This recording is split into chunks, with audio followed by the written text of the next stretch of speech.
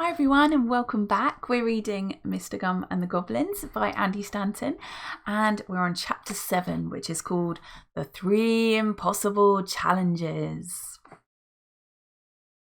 Blem! Yelled the Goblin King furiously as he peered into a golden telescope he'd borrowed from a department store.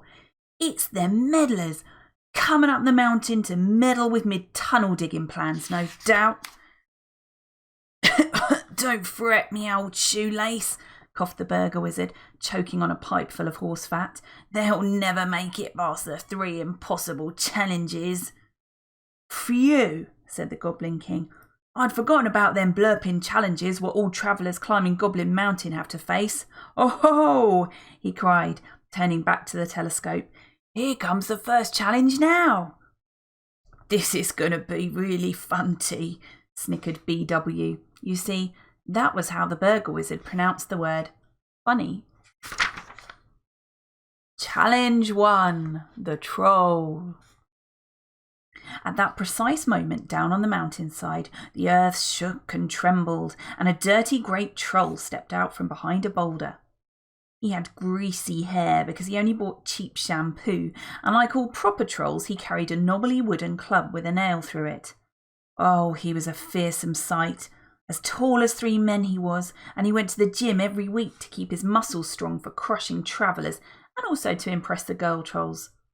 Polly hid behind Friday, and Friday hid behind an atom, but it was no good. The troll spotted them right away.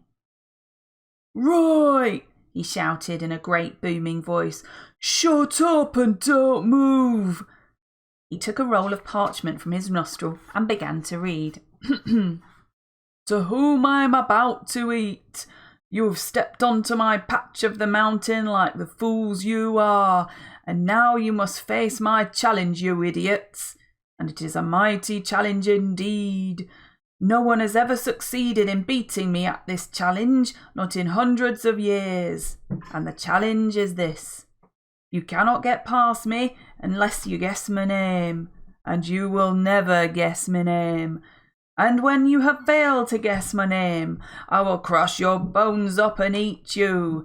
And that is my challenge. Yours sincerely, Arthur the Troll.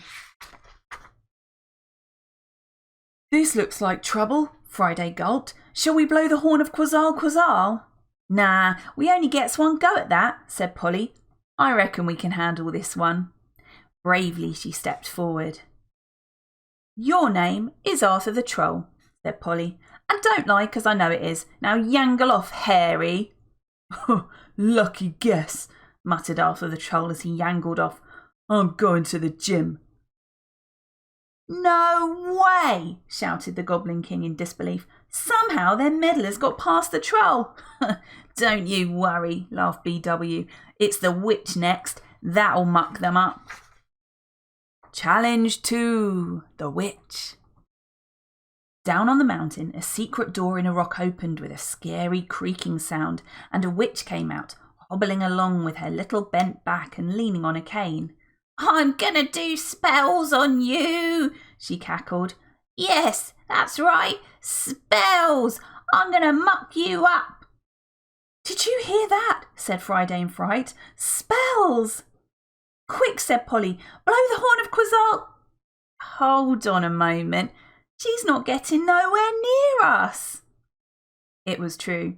The witch was moving along at about 1 centimetre a minute. As the travellers watched, she was overtaken by a dead snail.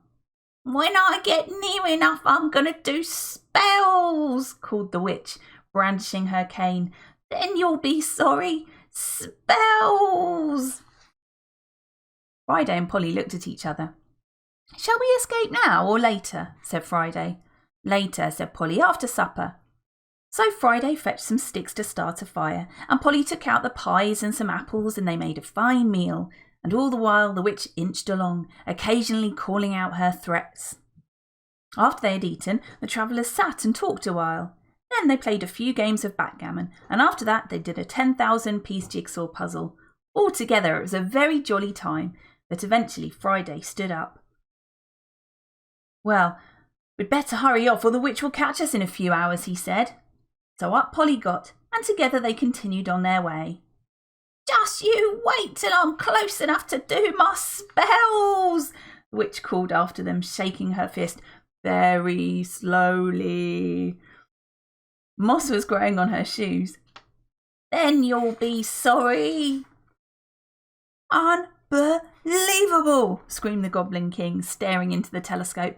Somehow them meddlers beat the witch and all. True, admitted BW, but they'll never survive the final challenge. What, that thing that looks like a gherkin? Sneered the Goblin King. Come off it, he's the easiest one of the lot. Challenge 3, the thing that looks like a gherkin. Down on the mountain, the thing that looked like a gherkin rolled menacingly towards the travellers.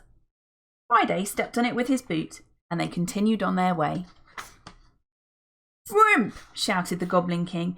If you ask me, them impossible challenges is a load of old toilet. Hoy, Captain Ankles, he called, and instantly the Goblin Captain appeared, accompanied by his faithful lieutenant, Oink Balloon. Now listen, Ankles, said the Goblin King. I want you to go and capture some meddlers for me.